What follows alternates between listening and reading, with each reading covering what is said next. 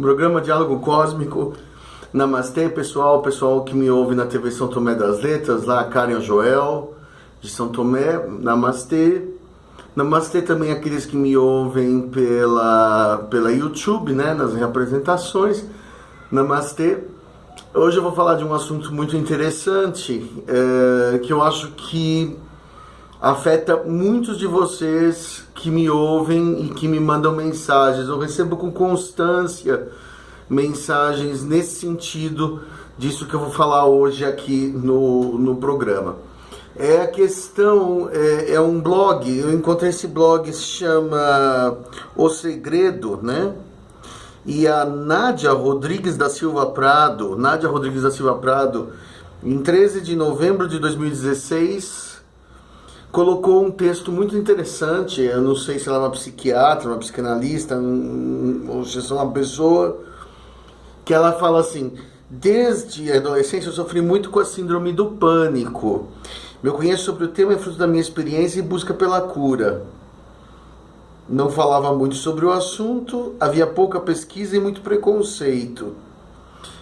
Olha, só para vocês terem uma ideia, eu sofro de síndrome do pânico. Quando eu tive a primeira síndrome do pânico, foi lá na Holanda. Isso foi mais ou menos nos anos 90, em 96, né? E isso porque na Holanda, que é tão civilizada e tão maravilhosa, e tão isso e aquilo. E eu cheguei no hospital passando mal, com a sensação de falta de ar. Porque o que é uma síndrome do pânico, né? Uma síndrome do pânico é um medo difuso que dá para a pessoa, quando ela não está ciente que ela tem a síndrome do pânico, ela vem muito mais forte, né? Então, na primeira vez que você tem a síndrome do pânico, você pensa que você está infartando, porque você sente um aperto no coração, né? Que você entende como um infarto, porque você nunca infartou. Que o infarto na verdade é uma sensação diferente, depois me disseram, bem diferente, bem mais óbvia, né? De um peso. Você diz que quem infarta sente como se tivesse um pé em cima do peito, né? Uma sensação de peso muito clara. E esse não, é mais como se o coração fosse explodir, estivesse acelerando, e você começa a escurecer as coisas, e você começa a ficar meio que inconsciente e apavorado, né? E aí você começa a suar frio, e você começa a ficar com medo, e começa a perder os sentidos. Muitas vezes começa a sentir frio nas mãos, nas extremidades, algumas pessoas vomitam, né? Tem várias formas de síndrome do pânico. A minha síndrome do pânico deu pela primeira vez em 97. Eu estava lá na Holanda, na casa de um holandês. A gente chegou a chamar um táxi, não chamou uma ambulância, entendeu? Fomos até o pronto-socorro. Quando o pronto-socorro chegou lá, o cara falou assim: bom, ele é diabético? Não, não era na época, né? Falou assim, aí olhou, viu lá, fez uma medição do coração, tal, fez um eletrozinho. Ele tá drogado, ele tá com medo de nada, não tem nada. E mandou de volta, deu um sedativo e mandou de volta. E eu comecei a ter isso toda hora. E naquela época ainda não se havia o costume de se dar fluoxetina, o Prozac, né? Ou a sertralina, que são os remédios que eu conheço mais comuns para síndrome, que são antidepressivos, ansiolíticos, né? E eu sofri por anos. Eu tinha que interromper qualquer coisa que estivesse fazendo. Depois, mais pra frente, quando eu estava dando aula, começava aquele negócio durante o meio da aula. E na verdade eu descobri que cada um tem um gatilho, né, para essa doença. Por exemplo, no meu caso era sempre que eu estava assim no meio de pessoas olhando para mim, vamos supor, numa aula ou num shopping center e tal, e me sentisse assim um pouco sozinho, ou um pouco assim, como se estivesse sendo examinado, né? Quer dizer, por exemplo, se as pessoas estivessem olhando para mim e eu tivesse a sensação que elas estavam me julgando, e isso me dava aquela, né? Ou o contrário, a sensação de estar totalmente sozinho num lugar e imaginar, poxa, se eu morresse aqui ninguém ia perceber, né? É muito comum você imaginar assim, puxa, mais na Holanda, né? Que as pessoas são muito sozinhas, é muito silêncio o tempo todo. Então pensa assim, bom, será que se eu morresse aqui ninguém ia nem notar? Né? E eu sofri muito com isso aí, até que finalmente aqui no Brasil, por estranho que pareça, o convênio funcionava melhor. E o médico falou, ah não, vamos prescrever, já existe hoje em dia, né? Já nos anos 2000, a Prozac, que o nome científico é fluoxetina, e depois a sertralina, não sei o que, mas eu fiquei com fluoxetina. Então hoje eu tomo 20 miligramas por dia. Né? Tomo há 10 anos, né? E nunca mais tive nada, né? E aí ela fala o seguinte, por exemplo, essa Nádia, ela fala no comentário dela que que a taquicardia, falta de ar, desconforto no peito, formigamento, tontura, tremores, náuseas, desconforto abdominal, embaçamento da visão, boca seca, dificuldade de engolir, sudorese, ondas de calor frio, irrealidades, despersonalização, sensação de iminência da morte. A sensação de iminência da morte é o mais característico. Na primeira vez a pessoa tem a certeza de que ela está infartando. E na verdade a síndrome do pânico tende a enfraquecer quando você vai ao hospital e descobre que não, o médico fala assim, mas não tem nada, tá tudo bem, é só estresse, é só... Geralmente está associado a um chefe chato, muitas dívidas, né? Uma família ruim, um casamento ruim, né? Tem sempre alguma coisa. Tem muita gente, por exemplo, que é homossexual e esconde, começa a desenvolver síndrome do pânico, eu já vi muito isso. Pessoas que têm que ficar escondendo alguma coisa, mentindo, né? Pessoas que têm problemas com dívidas, com polícia, com não sei o que, também tem aquele medo, né? Então aquilo toma outra forma, né? Pessoas que negam as suas emoções também, que ficam falando assim, não, eu não choro, eu sou macho, blá, blá, blá. Dá isso daí também, né? Precisamos nos sentir seguros, queremos controlar as coisas. E aí a síndrome do pânico, que não é um fator estressante específico, né?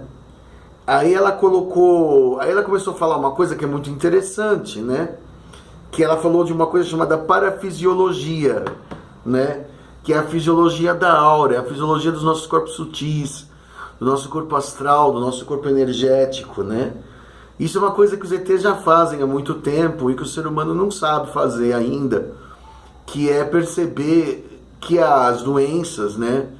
Elas, antes de marcar no corpo físico, elas sempre marcam na aura. Então você tem uma síndrome do pânico, um câncer, um ataque do coração, na aura, antes de aparecer no corpo, né? E que, por exemplo, aí ela coloca que existe uma relação espiritual também na síndrome do pânico, que é uma coisa que eu sempre falo para as pessoas, né? Que algumas pessoas são abertas às influências espirituais, né?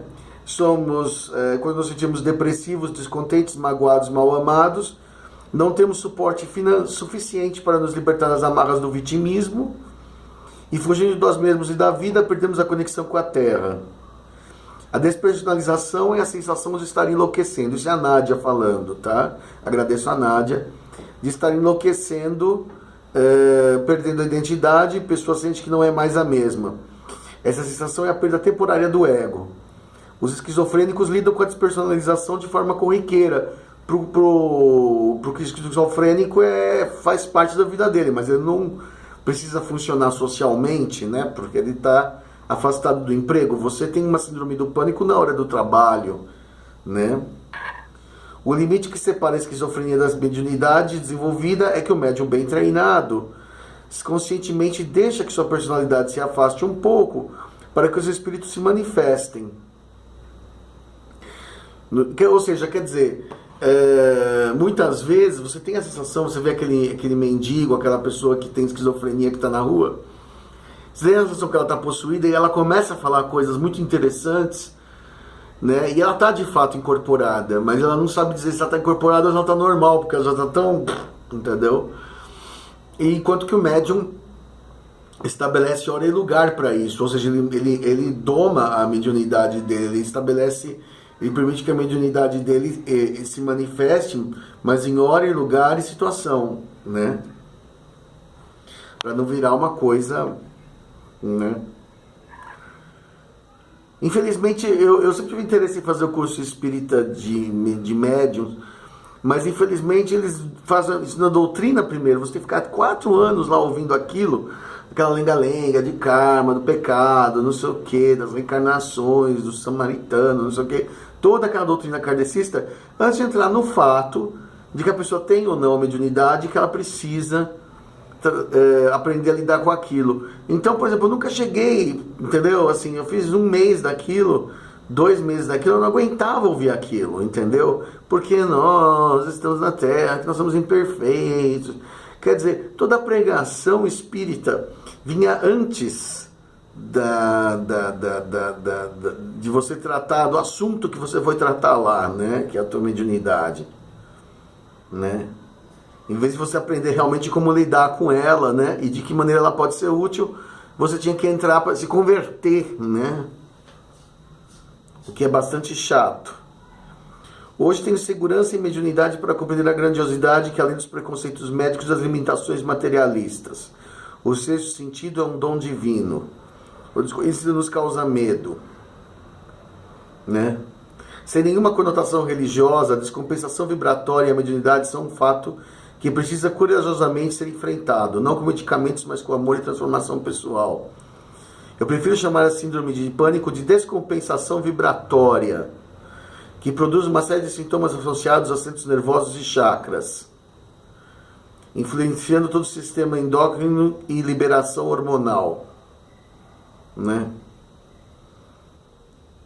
A tratamento para a cura da síndrome do pânico que ela oferece, né, que ela acredita, na visão transpessoal, tem como base o reequilíbrio do ser integral multidimensional, visando os aspectos físicos, energéticos, emocionais, mentais e espirituais. Psicoterapia, manipulação energética e a aura como um todo, autoconhecimento, yoga terapia, educação mediúnica, compreensão geral do ser humano, né? O uso de drogas e as crises de violência e raiva também pode fazer surgir a síndrome. Os medicamentos alopáticos apenas entorpecem os sentidos mais sutis e não curam, além de criar dependência física e psicológica. Bom, aí é que eu vou discordar um pouco dela, né? Quer dizer, como eu sou usuário de fluoxetina, eu tomo fluoxetina há 10 anos, de fato, depois que você começa a tomar a fluoxetina, você não pode mais parar. Hoje em dia eu vou ao médico e ele simplesmente fala, você toma quanto tempo? Toma, então continua tomando, né?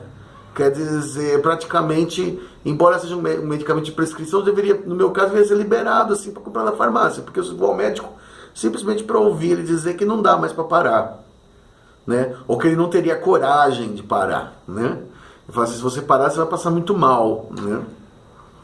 Quer dizer, você teria que passar e você ia receber toda a síndrome do pânico de volta e ficar desesperado e acabar tomando de novo, entendeu? Provavelmente o que aconteceria, né? Agora, de fato, eu tenho a experiência contrária da dela. Eu não fiz a minha cura por yoga, por meios naturais. Eu sou do tipo impaciente, que quer as coisas, que é a resolução do problema em 5 minutos.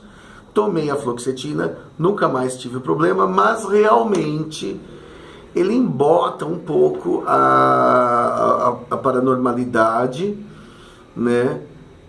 A fluoxetina, ela diminui a paranormalidade, assim como ela diminui a sensitividade, ela diminui a libido, ela diminui a capacidade da pessoa de chorar, de se emocionar, né? E diminui de uma certa forma, nas primeiras semanas você fica assim, né? Rindo à toa, meio abobalhado. Também é um evento do medicamento, um subefeito do medicamento, um colateral do medicamento, né?